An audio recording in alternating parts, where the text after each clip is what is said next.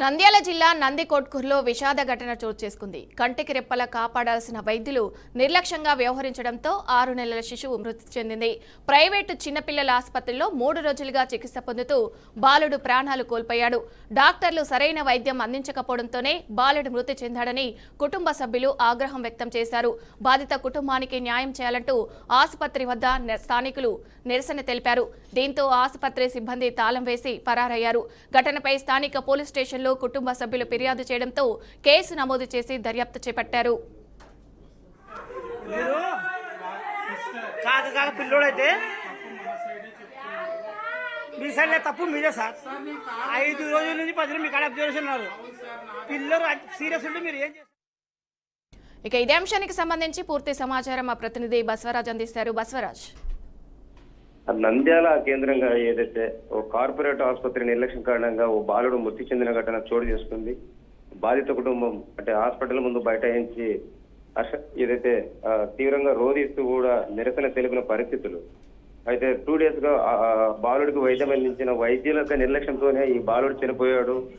మరి ఇంత నిర్లక్ష్యంగా వ్యవహరించిన వారిపై కఠిన చర్యలు తీసుకోవాలని ఏదైతే బాధిత కుటుంబ సభ్యులు తల్లిదండ్రులు రోధిస్తున్న పరిస్థితుల్లో అంటే హాస్పిటల్ సిబ్బంది చేసిన తప్పుకి అంటే హాస్పిటల్ తాళాలు వేసుకొని పరారైన పరిస్థితులు. అంటే 2 జిల్లాలు ఉమ్మడి కర్నూలు జిల్లా పరిధిలో ఇలాంటి ఘటనలు గతము కూడా చాలా చోటు చేసుకున్నాయి. అంటే కార్పొరేట్ స్థాయి వైద్యులు అవగాహన లేకనో లేదా డబ్బు కోసమో అంటే ప్రాపర్ ట్రీట్మెంట్ అందించదక అంటే అనవసరంగా ఇట్లా శిశువులు బలవుతున్న పరిస్థితులు మనం చూస్తూ ఉన్నాము. అయితే ఈ రోజు జరిగిన ఈ అంశమై అయితే బాధిత కుటుంబ సభ్యులు ప్రైవేటు వైద్యుల నిర్వాహకంపై లేదా నిర్లక్ష్యంపై పోలీసులకు ఫిర్యాదు కూడా చేయడం జరిగింది. పోలీసులు ఏదైతే ఫిర్యాదు మేరకు ఈ బాలుడు ఎలా మృతి చెందాడు ఏంటి అనేది విచారణ కూడా చేస్తూ ఉన్నారు. బట్ అదేవిధంగా వైద్య అధికారులు జిల్లా వైద్య అధికారులు కూడా ఈ హాస్పిటల్ సీజ్ చేసి అంటే తదుపరి చర్యలు తీసుకుంటామని చెప్పడం జరిగింది. అయితే ఇక్కడ చర్యలు తీసుకోవడము లేదా పోలీసులు కేసు నమోదు చేసుకోవడము ఒక అంశం అయితే అంటే పోయిన ప్రాణం తిరిగి వచ్చేదిలా ఆ తల్లిదండ్రుల రోజులలో ఎవరు తీర్చాలి అనేది అయితే ఇక్కడ ప్రశ్నగానే మిగులుతుంది.